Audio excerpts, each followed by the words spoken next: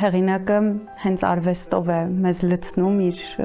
գրքի շնորհիվ։ Գիրքը հենց նման է, երևի թե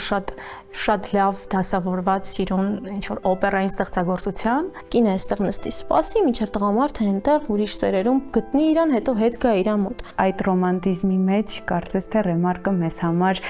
ընկերության թեմա է վերհանում։ Երբեք հրաշքների այնքան չեն հավատացել, ինչքան մեր ժամանակներում, երբ հրաշքներ գոյություն չունեն։ Այնպես չի, որ Ռեմարկը այդ ամբողջ արհավիրքները ինչ նկարագրել է, դրա միջով անցել է։ Ես չգիտեմ, Ռեմարկը իրոք այդպես մտածել է, թե սա ինչ-որ